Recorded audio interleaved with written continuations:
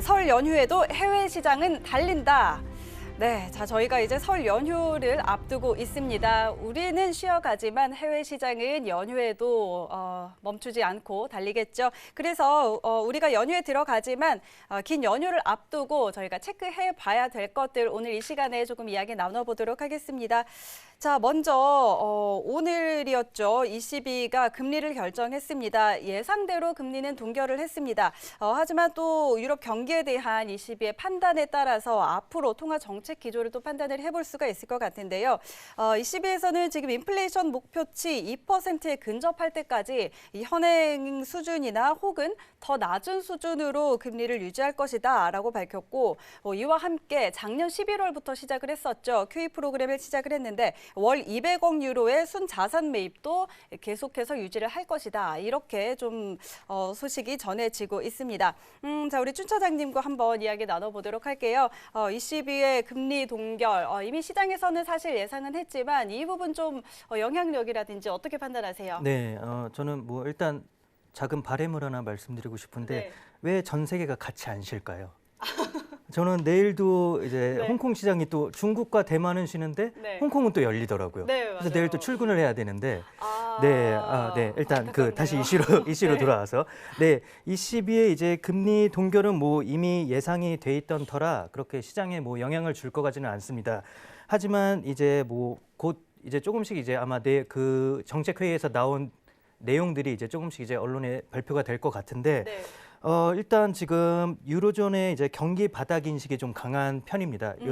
유로가 이제 경기 바닥을 쳤다는 의견이 지금 매우 많이 나오고 있는데 일단 유로존 경기 활동 인덱스가 2018년 2월 이후 최고치를 쳤고 독일의 또 1월 경기 기대 지수는 2015년 7월 이후로 이제 최고치를 또 기록하였습니다. 네.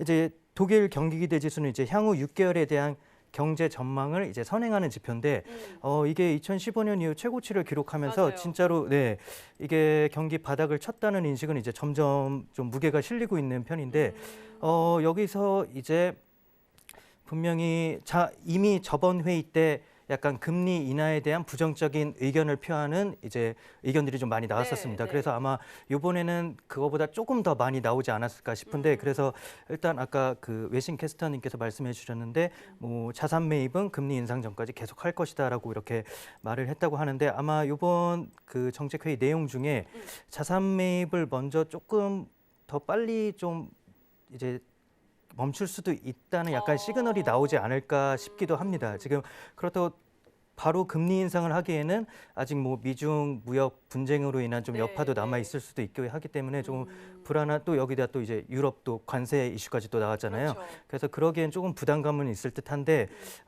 향후 이제 다음이나 차후쯤에는 아마 이제 약간 버블에 대한 요거 제동을 약간 건다는 느낌으로 자산 매입을 조금 줄인다거나 하는 내용이 나오지 않을까 저는 그렇게 예상하고 있습니다. 알겠습니다. 자, 차후 혹은 이 차후 그 금리 정책 회의에서는 자산 매입을 중단하지 않을까 이런 의견 좀 주셨고요. 자, 알겠습니다. 그럼 ECB 통화 정책 회의에 대해서는 여기서 좀 마무리해보고 다음은 요즘 시장에 가장 핫한 이슈가 아닌가 싶습니다. 우한 폐렴 공포가 점점 커져가고 있는데요. 지금 일단 미국에서도 확진자가 나왔다고 저희가 전해드렸습니다. 그리고 중남미에서도 또 캐나다에서도 의심 환자가 나왔는데요. 자, 전 세계적으로 좀 이렇게 확산이 되고 있는 것 같습니다. 중국 보건당국에서는 강력하게 좀 대응을 하겠다고 정책을 내놨지만 이게 또 사람 간의 전염이 되는 부분이기 때문에 전염을 막기가 좀 쉽지 않아 보이는데요. 자, 시장에도 상당히 영향을 많이 미치고 있죠. 이렇게 이슈가 나오고 있는데 자, 이런 상황에서 좀 우리는 시장에 어떻게 대응을 해봐야 될지 이야기 나눠보도록 하겠습니다. 자, 먼저 우리 황금연무 트레이더님. 자, 이 부분이 사실 미국장에는 그렇게 크게 영향을 미치는 것 같지 않아 보이지만 사실 흘러나오는 소식만으로는요. 그렇지만 또 글로벌 경기에 많은 영향을 미치는 것이 분명한 것 같은데 좀 어떻게 보고 계신가요? 이게 지금 뭐 미중 무역 관세 때문에 시장을 계속 주목을 하다가 그게 합의가 좀 잘 됐어요. 네.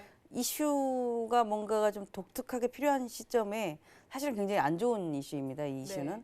이제 오늘 그저께죠. 제가 그저께 나스닥이 이 정도면 이제 떨어질 때가 좀 됐다. 제가 사실은 선매입을 잘 안 하는데 네. 이 정도 되면 들어갈 때가 됐다 싶어서 매도를 들어갔는데 거기서 한 단계 또 끌어올리더라고요. 그래서 아직도 아닌가. 지난주에 제가 나와서 한 1월 28일 정도 되면은 시장에 네. 약간 우려가 있습니다. 이런 얘기를 했잖아요.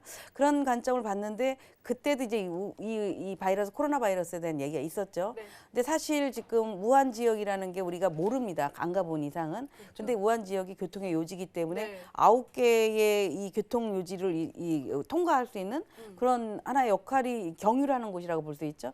그러면은 아까 뭐 트럼프 대통령도 자신 있다라고 하는데 이 많은 전 세계에 이 많은 사람들을 자기 말로 막을 수 있는 게 아니잖아요. 그렇죠. 이게 무슨 뭐 인터넷에서 끊는다라고 되는 것도 아닌데 맞아요. 그래서 이번 사태는 아직 우리도 물론 과거에 이제 사스 문제가 있었기 때문에 많이 어떤 방역 문제도 있고 보건당국도 그렇고 우리도 오늘 낮에 문자도 받고 그랬듯이 네. 굉장히 좀 중요하지 않을까 싶은데 사실 우리 다 알다시피 중국에 좀 깨끗하지는 네, 못하잖아요. 네. 그래서 그런 걸 보면은 뭐 뉴스도 보면은 재래시장이라든가 아니면 대부분의 시민들이 10%도 안 되게 마스크를 하고 있다 뭐 이런 얘기가 있는데 그런 걸 본다면은 우리가 뉴스로 접한 것보다도 훨씬 더 많은 이 우려점이 있고 증시는 경제의 창이라고 합니다. 오늘 중국 증시가 4% 이상 급락을 하다가 3%대 하락을 했고요.